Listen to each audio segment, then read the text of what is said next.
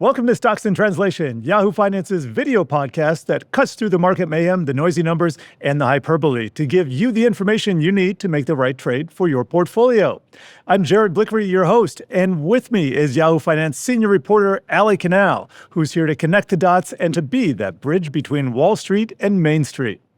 And today, we're going to be talking about the AI trade as we head into earnings season. In our phrase of the day, multiple expansion. When profits go sideways, stock prices can still climb. Perfect timing as tech earnings are going to be soon trickling in and pouring in. And in today's market show and tell, we dig into market correlations or the tendency of different tickers to move together. Why NVIDIA and Arista networks are diverging within the AI trade. And this episode is brought to you by the number 1244. That is the number of operational hyperscale data centers operating worldwide, with another 527 in the pipeline. Now, the rising tide of AI is lifting all sorts of boats.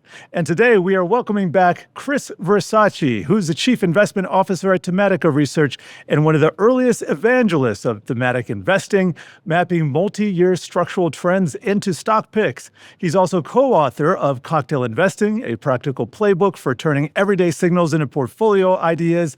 He's a regular on the Yahoo Finance network. And Chris, we are excited to have you back here today. I'm excited to be back. Thanks for having me. You bet. And we'd like to start with getting your overview of the markets right now. We've had a little turbulence, but that's nothing new for this year. What are you talking about? Was there something to do with China and tariffs? I don't know. Rear view mirror, right? I think there's a lot of things that are going on, right? So obviously there's the renewed saber rattling with China and with Trump and some uncertainty there between, last week, this week. It just seems to me that we're going to hear more of this until we actually get to the expected meeting between Trump and Xi later this month.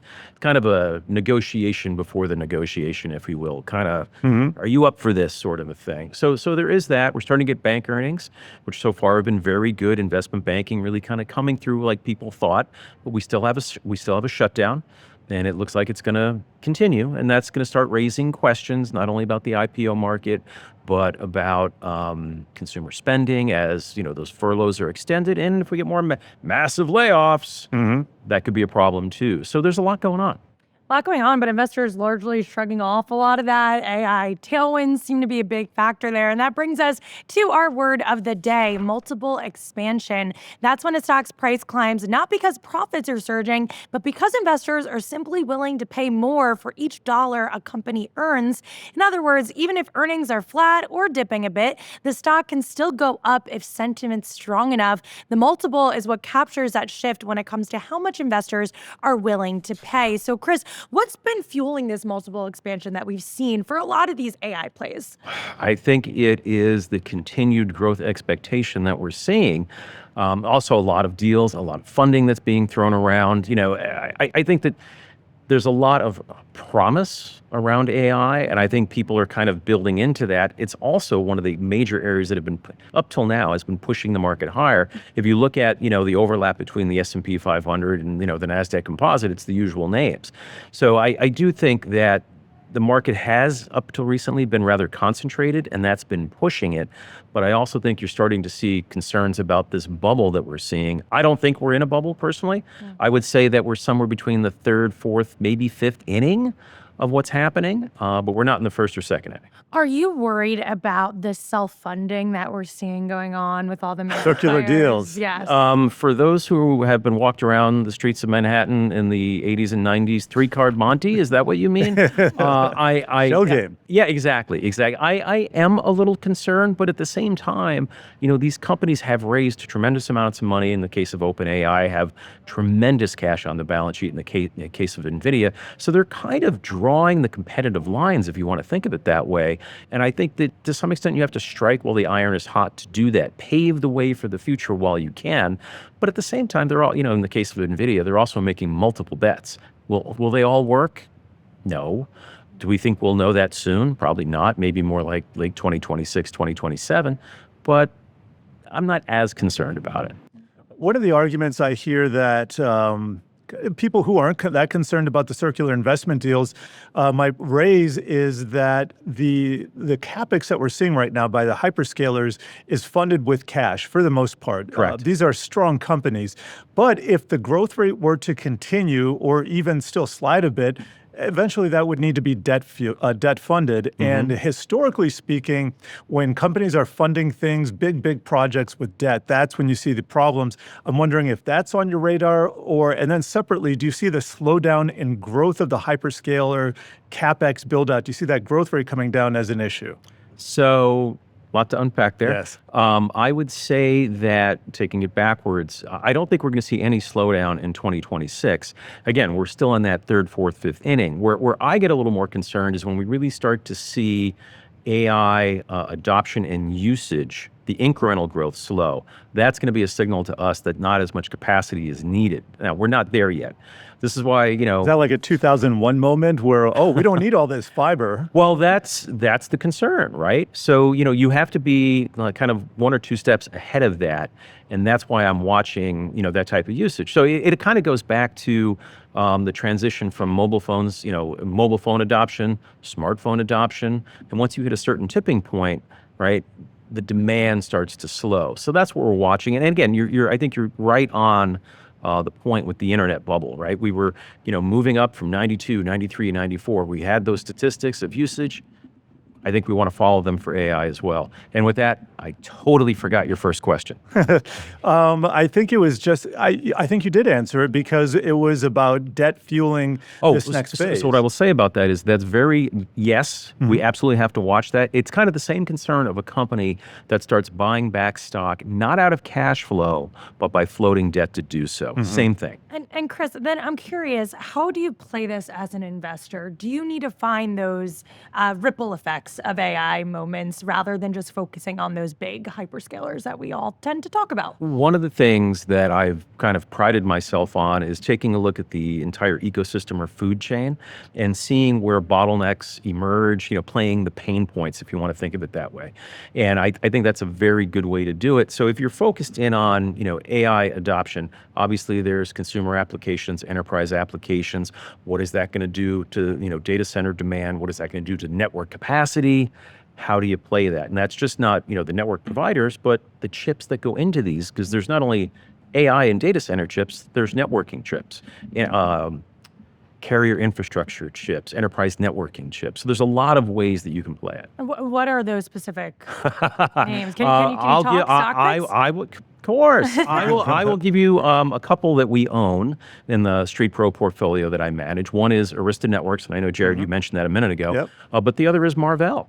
A lot of folks are focused in on, NVIDIA, which for disclosure, we own that in the Pro portfolio too. But, there's been a lot of noise lately about AMD or about ARM or Broadcom.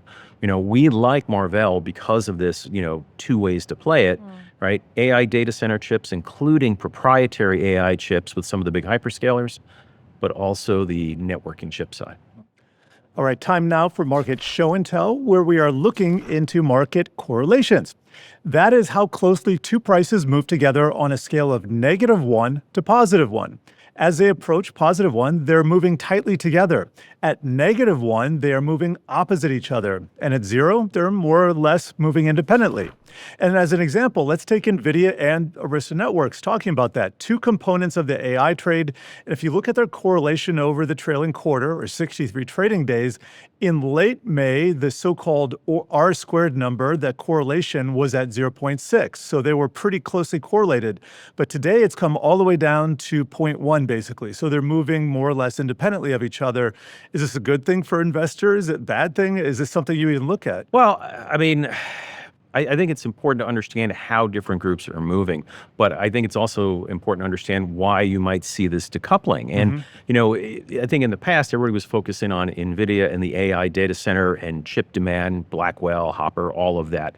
But they have been making some inroads into the networking business as well. Not tremendous for them, but they're making inroads. And I think that is kind of, got some folks concerned about Arista. And I think if you look at 2 times, one including this past week, when NVIDIA's made some, positive announcements on this front, Arista Network shares have gotten hit. However, if you kind of step back and you realize even some of the numbers that you just mentioned, Jared, about the number of hyperscalers we have and where we're going, about where we are in the innings of the AI trade, I would argue that there's more of a rising tide is going to lift multiple boats, not just one player. And I have to say that one of the most frustrating things over the last, period of time is how certain folks are only focused on give me the one winner, not recognizing that there could be great value if you see the stocks that are not moving the way they should because of this rising tide. Rising tide lifts all boats, but then if there's a hole in one of the boats, will everyone drown? I guess that's a risk when we talk about S&P concentration. And I don't know if that metaphor worked fully. But I tried it out, guys. I don't. No. I mean, look. It's something to be mindful of, right? And I think that may get back to the what you guys were talking about a few minutes ago about the 3-card Monte shell game of who's funding who. Because if a big funder goes down, that could be a problem. Right? I don't think that's going to happen, but something to be mindful of. Always have to be mindful of potential risks. And when you think about hedging against maybe some of that volatility, we've seen gold surge to records, and it's been really interesting to watch the rise of gold in conjunction with these equities that are trading at record highs. Do you think that is an indication that investors maybe are thinking that way, thinking along those lines? Let me have this gold exposure while also being exposed to the tech trade. How are you viewing this duality? So if I was it's possible, right? I would think more along the lines of using some inverse ETFs if I really wanted to hedge myself.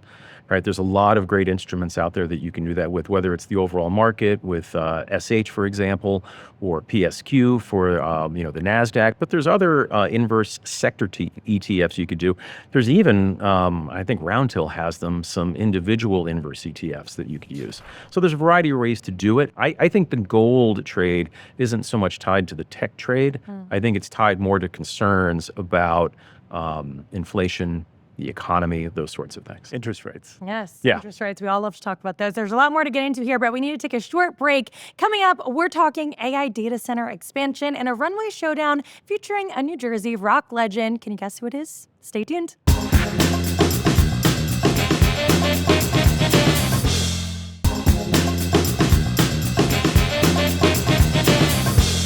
This episode is brought to you by the number 1,244. That's how many hyperscale data centers are running worldwide, the physical factory floor of the AI boom.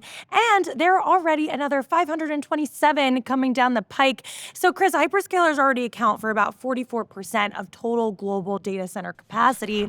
So what is this boom telling you, and how do you invest? Is there a way to invest in these physical data centers? So yeah, there's a lot of ways to invest. Because when you break it down, it's a building, right? So there are real estate investment trusts that allow you to invest. Equinix, for an example, Digital Realty Trust, you could do that. There's the hardware that goes into these things, right? So you can think about, Cisco and networking equipment. You can think about the chips that go inside of that, the racks and the servers.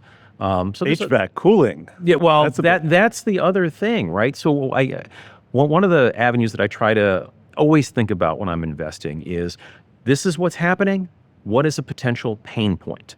It's a little off topic, but for example, there's one that I'm starting to watch very closely now, which is the aging population that we have and the looming, I gotta be careful how I say this, surgeon shortage.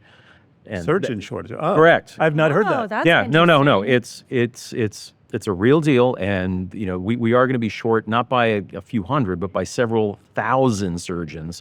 And as the aging population goes on, hips, knees. I mean, I'm only 57. I'm already thinking about it. So, And we don't have robots doing that just yet. Maybe. but that is the avenue that I am pursuing, and we'll come back and talk about that another time. Okay. But the idea of pain points, and in the case of this, you hit right on it, Jared. Energy, electricity.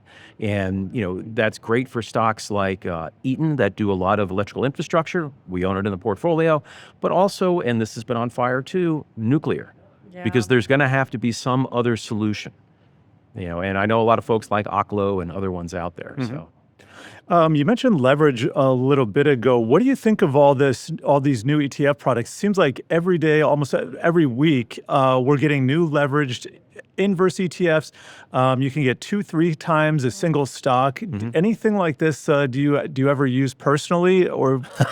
The only thing that we have used in the Pro portfolio, and I named them, at one point was SH and PSQ. Those are inverse, one time only, S&P 500. More of a hedge. Yeah, that's exactly what it was. To me, it's when you see the market extremely oversold, you're concerned about the economy, or the market might have, this is several quarters ago, really the wrong read on where monetary policy is going to go. You've got to protect what you have, and that's a trade, right? To be clear, that's a temporary position. Tactical. Correct. Yes. And how do you determine what is a trade and what is an investment, a long-term hold? That's a fantastic question. Because you don't necessarily want a trade to turn into an investment for the wrong reasons. Right. What I would say is, we have a multi-year kind of thought process with the portfolio, and that really stems from what we talked about last time, thematics, because we have a long kind of runway for what we're doing. So we're, patiently buyers. We will build up a position over time, and that kind of talks about pickup points and other things. So trades, we don't really do a lot of trading, to be honest with you. If we were to, it's got to be a very specific catalyst that we're looking for, and it would have to play out. Now, have there been times where we've been very lucky and stocks have exploded on us? Yeah. But will we do the right thing and kind of lock in some gains? Sure, we will. In the thematic front, we've talked about AI almost the entire show. Anything else that you're really excited about? I did mention the aging of the population a minute ago. I would say that there's the flip side of AI, which is cybersecurity, at least the way I look at it, because we know that cyber attackers are using AI, and I think that's going to continue to poke holes in existing solutions, and I just think it's going to be an iterative process. So we like that quite a bit.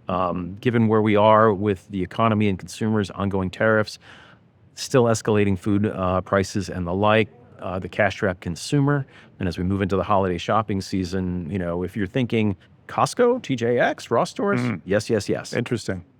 All right, we got to shift gears just a second, and we've got a new market take on a classic Hollywood gab show staple. We call it Who Wore Better. Today, we've got a Bruce Springsteen special, as his Deliver Me From Nowhere biopic is about to be released nationwide. So on the left catwalk, we've got the stadium tour, big lights, big hype, and stocks that surge when the crowd sings along. That's your momentum trade, sometimes powered by multiple expansion, paying up before the next chorus hits. And on the right catwalk, we've got the studio session, quieter room, perfect take, track after track of consistent execution. That's earnings power, free cash flow, and the kind of visibility that holds up when the amps cool down. So which look wears markets better right now, Chris? The spectacle that can pack a stadium, or the studio craft that builds a catalog? As a longtime Springsteen fan, seen him, I think I mentioned, tipped my hand earlier, about 50 times. They're both impressive, huge catalog of work, but there is nothing like the live show when you hear the full band playing. So I'm going to have to go with that, Jared. At least that's the environment that we're in, and I think that speaks to some of the things we were talking about with the AI trade, concerned about maybe a bubble, that spectacle. That's perfectly fair. We got a minute or two left, so I'd like to get your take on risk management, how you think about it personally in your portfolio. You might not be representative of the average investor, but I'm really interested to know how you think about it. So there's two ways that we kind of come about it. The first is, if things are going well, position sizing is something we have to think about. Typically, if a position is running, and it starts to bump up against 4.5% of the portfolio's position size, we will start to trim back, lock in those gains, redeploy capital, maybe for a stock that we're underinvested in, or maybe a new idea that we're looking for. Depending on what's going on, we'll just hang on to the cash for a period of time. So that's the first one, position sizing. The second is what we call panic points. This is a level at which a stock price has to hit where we say, okay, we know we've done our homework, but something is not panning out. Are we wrong? Does the market have it wrong? Let's do another deep dive, recheck our math, recheck our thinking. So that's another thing that we do. And what's your view on buy the dip? That got a lot of attention this week, whether or not we're going to see that buy the dip reflex be tested in the midst of all these unknowns, uncertainties, and obviously earnings season. So I think you've got to read what's going on in the market, and then you've got to read what's going on in the individual stock that you're thinking about, right? And they have to line up, right? If just because the market pulls back, that's hard for me to kind of go into action unless I know that all the data points are positive, or there's some new data point that emerges. Like, for example, earlier this week, we raised our price target on Apple, not for any one particular reason, but for 3.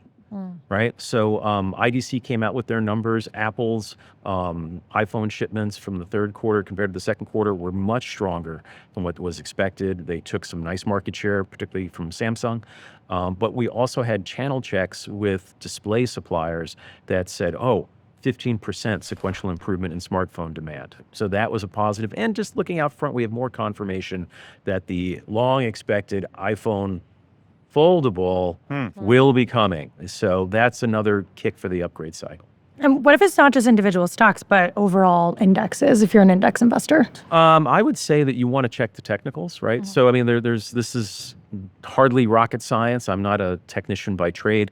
There are a lot of other people who do it, but I am mindful of where we are with the 50, the 100, the 200-day moving average, the MACD, and the relative strength index. So if you're oversold and you're bouncing on those levels, could be a good time.